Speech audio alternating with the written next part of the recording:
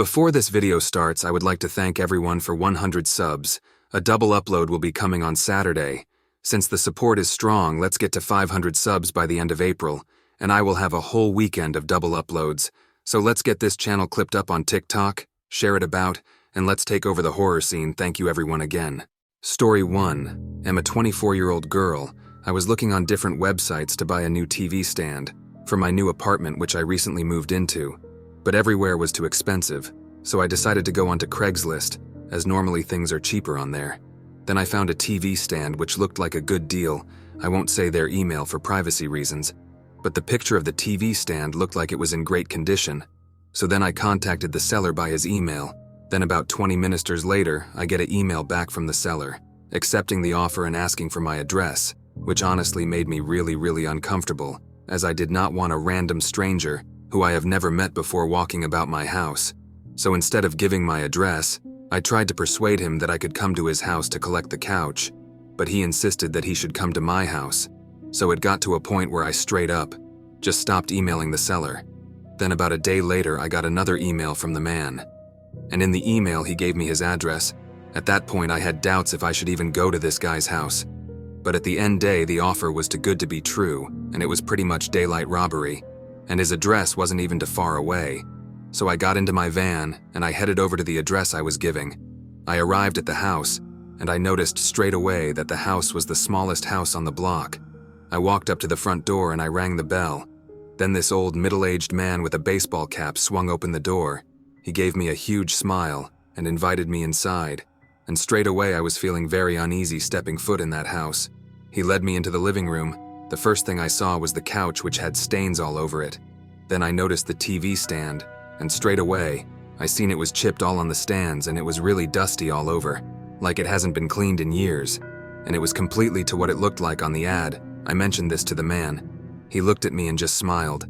Then he offered me a lower price. At that point I told him I wasn't interested, and this where things really start to get creepy. As I was making my way to the front door, he put his hand on my shoulder and said, "I'll give it to you for free if you give me something in return." I was disgusted by this. I let out a disgusted gasp and headed back out to the van. I didn't even face to see the man. Instead, I just drove off. But later on that same night, I was laying in bed trying to get to sleep. I had my TV on as I normally like to sleep with some background noise. Then I thought I heard heavy footsteps stomping up my porch, so I muted the TV completely. Then I heard someone fiddling with the doorknob, and this is where I start to dial 911. I tell the police what is currently happening. Then I hear the back gate of my apartment. Then legit 10 seconds later, the back door handle started to get fiddled with. Then I shouted, "Police are on their way." Then all of a sudden it stopped. It's been 2 weeks since this happened and nothing freaky has happened. I still think it was the man, and he followed me home that day. It can't just be a coincidence, you know. But I have never used Craigslist since, and I never will again. But for now, I am currently looking for a new apartment.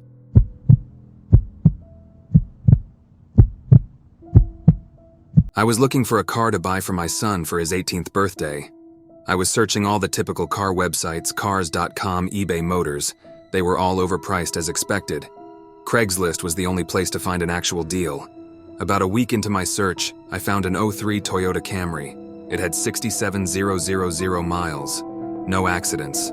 No damage and good condition for only $3,500. They seemed like a steal for such a reliable car with such low mileage. The seller lived about 10 miles from me, which was a reasonable drive when looking for a car. I gave him a call to set up a time to come check it out. The man sounded normal on the phone. He assured me that there were absolutely no problems with the car. He introduced himself as Bob. I brought along $3,500 in cash.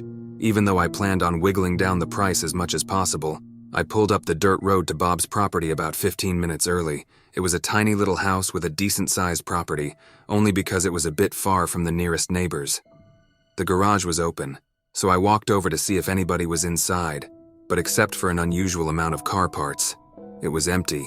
The car was nowhere in sight. The only car on the property was an old pickup truck. I went over to the front door to check the house numbers. It was the right address. The doorbell button was missing, so I knocked on the front door. I knocked for exactly 5 minutes before deciding to give the man a call, so I dialed his number and I heard the sound of a cell phone ringing from inside the house. I was extremely confused at this point. Now I knew I had the right house. I didn't understand why, if he was home, why he wasn't answering. I decided I had to take a peek through one of the windows to see if anybody was inside, peering through the glass. I couldn't really see much, as it was pretty dark inside the house. I saw a very old-fashioned dining room set, but across from that I saw somebody standing at the back door of the house staring outside. I figured that must have been Bob, so I knocked on the window, but he didn't even move. There was no gate or anything to the backyard. It was just a wide-open yard.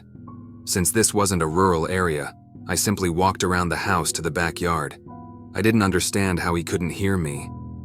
When I got to the back door, I made a shocking realization. The figure standing by the door was a taxidermied human being. I ran straight back the way I came and back to my car. I looked up one last time before driving off the blinds to the window I had peeked had been shut, but I could see two of the blinds bent open. Somebody was at that window watching me. You can probably guess I had the gas pedal to the floor the whole way home. The whole situation still makes no sense. All the car parts. The fact that there was no Toyota Camry, the taxidermied human being. The fact that there was no car there leads me to believe that whoever that man wasn't planning on selling me anything. And that also leads to the disturbing thought that I was very close to becoming a lifeless statue staring out that man's back door. I was looking to buy the iPhone XR about a year ago. I found a guy on Craigslist who was selling his for $150. He claimed it was in great condition and that he wanted to upgrade to an iPhone 11. I didn't know much about how to go about testing a phone to make sure everything works, so I brought my little brother along who knew a lot more than I did. We met halfway at a Dunkin' Donuts parking lot at like 10 o'clock at night.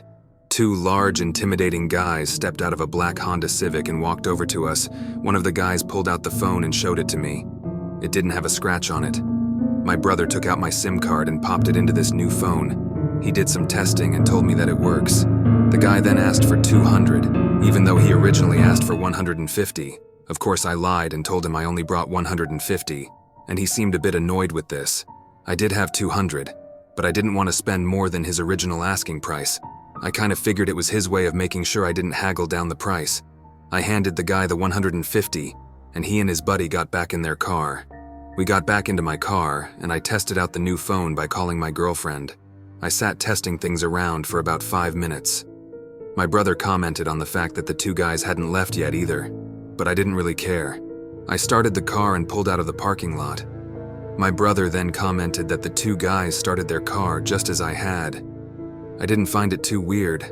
I drove down the turnpike and eventually stopped at a red light. That's when I noticed the black Honda Civic pull up right behind us in my rearview mirror. I found that a bit weird since I was sure they came from the opposite direction. I continued my drive home, but every single turn we made, they followed and closed on my tail too. My brother suggested I pull over, but there was no way I was going to do that. I knew those guys were looking for trouble. It got to the point where I was trying to lose them and started driving dangerously. If they needed something, they would call, or at least honk their horn.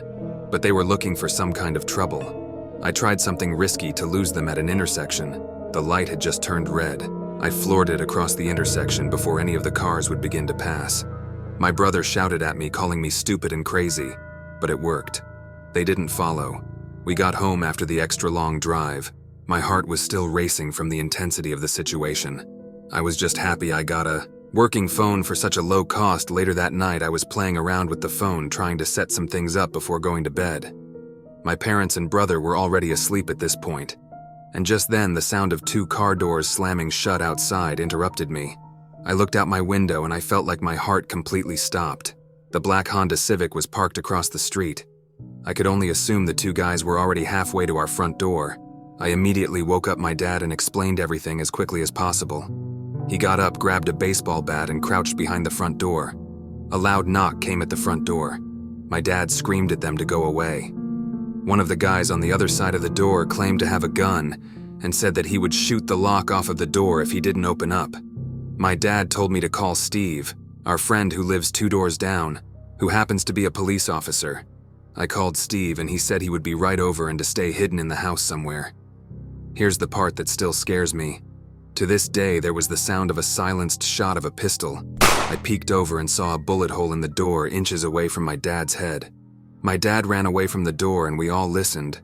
We heard Steve outside yelling at them to drop their weapons. My dad went outside to help when they lowered their guns. Steve arrested the two assholes. I have to say this was the scariest day of my life, but it was also the best I had ever felt in my entire life, and I will never use Craigslist again, and I suggest to everyone to never use this website. Thank you guys for watching. Remember to subscribe, like, and follow my other socials down below, and send your true stories to my email down below.